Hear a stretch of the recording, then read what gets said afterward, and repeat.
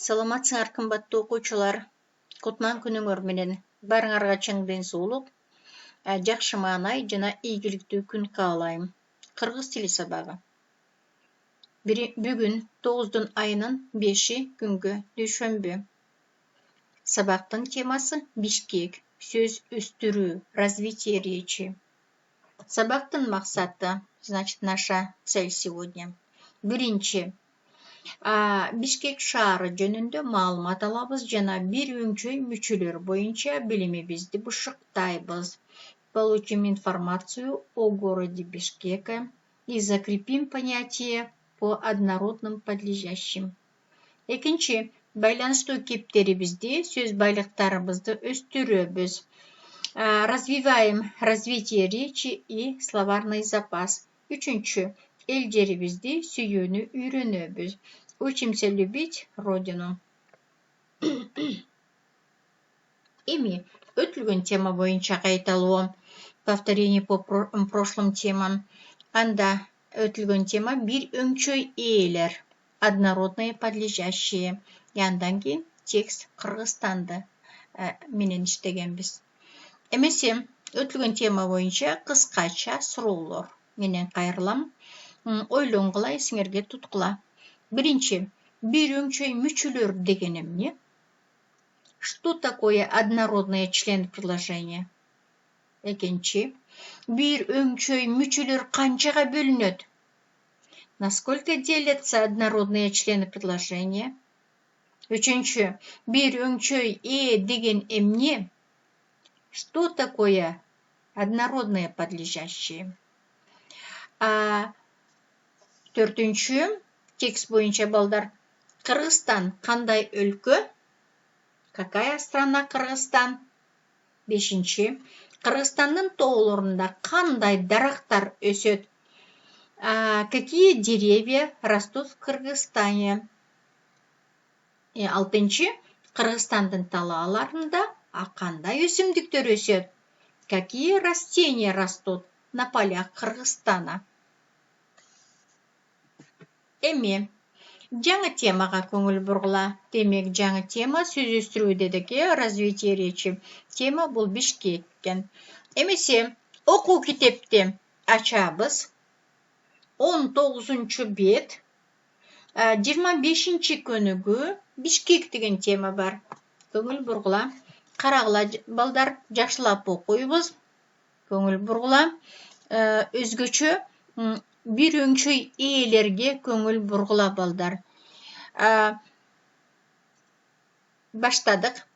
Бишкек. Бишкек Кыргыз Республикасынын борбору. Бишкектин көчөлөрү, проспекттери, аллеялары кенен, таза жана түптүз. Шаардын калкын жумушка автобустар, троллейбустар, таксилер ташыйт. Кыргызстандын борборунда бир нече театрлар, филармония, цирк жана ондогон кинотеатрлар бар. Шаардын күнчыгыш тарабына завод, фабрикалар көп курулган. Борбор шаардын заводдорунан айыл чарба машиналары, электр кыймылдаткычтары, электрондук техникалар чыгат. Фабрикаларынан болсо киздемелер, бут кийимдер, кийим-кечилер тигип, конфеттер, печеньелер чыгат. Улантабыз андан ары тексти. Кийинки абзац. Бишкек илимий борбор. Бишкекте Кыргыз улуттук илимдер академиясы, Жусуп Баласагын атындагы Кыргыз улуттук университети, Ишеналы Арабаев атындагы Кыргыз мамлекеттик университети, Кыргыз мамлекеттик медицина академиясы, Кыргыз агрардык академиясы, Исхак Раззаков атындагы Кыргыз техникалык университети, Кыргыз мамлекеттик курулуш, транспорт жана архитектура университети, Кыргыз мамлекеттик улуттук консерватория жана башка жогорку окуу жайлар бар. Шаарда 800 миңден ашуун калк жашайт. Кыргыздар, орустар, украиндер, уйгурлар, немистер, казактар жана башка элдер ынтымактуу жашашат. Эмесе биз эмне жөнүндө маалымат алдык? Демек, биздин Кыргызстандын борбору Бишкек жөнүндө маалымат алдык. Менимче силерге түшүнүктүү болду. Эмесе, бул сүрөттөргө көңүл буралы. Эмнени көрүп турабыз? Өкмөт үйү, дом правительства, Бишкек мэриясы, Бишкекская мэрия, Кыргыз филармониясы, Кыргызская филармония имени Токтогул Асатылганова, андан кийин борбордук аянт, бул Центральный площадь деп айтабыз. Ал жерде кимдин сүрөтүн көрүп турасыңар? Баатыр Манасты көрүп турабыз. Ага маңдайлаш дагы ушул эле аянтта, борбордук аянтта кимдин эстелиги бар? Кыргыздын улуттук сыймыгы Чыңгыз Айтматовдун дагы эстелиги турат. Бул сүрөттөрдө эмне? Не көрдүк? Улуттук университет дейт, национальный университет. Университеттин астында эстелик турат. Бул эстелик Жусуп Баласагындын эстелиги. Демек, биздин улуттук университет кимдин атында экен? Жусуп Баласагындын атында. Значит, это национальный университет имени Жусупа Баласагына. Кыргыз цирк, кыргызский цирк, текстиль, фабрика балдар жип чыгарган, кездемей чыгарган фабрика бул текстиль фабрикасы деп аталат экен.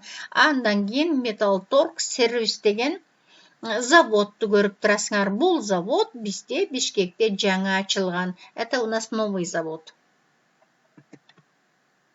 Эмесе үйгө тапшырма алабыз. Эмне кылат экенбиз? Текстти окуйбуз, окудук. Эми өзүңөр которосуңар. Которгула. Переводите текст. Экинчи, бир өңчөй ээлер катышкан сүйлөмдөрдү жазып, астын сызгыла. Оттуда, балдар, перепишите предложение, в котором есть однородные подлежащие, и подчеркните. Үчүнчү, тексттеги жаңы сөздөрдү сөздүк дептерге көчүрүп, анан которгула. Если для вас есть новые словарь, то перепишите на словарный тетрадь и, конечно, переводите. Силерге түшүнүктүү болдубу, балдар, бүгүнкү тема? Эмне жөнүндө маалымат алдык? Кыргызстандын борбору Бишкек жөнүндө маалымат алдык. Жана дагы бир өңчөй ээлер жөнүндө биз кеп кылдык. Демек, эгер силерге түшүнүктүү болсо, барыңарга чоң рахмат. Барыңарга тең ийгилик каалайм. Кийинки сабакка чейин көрүшкөнчө.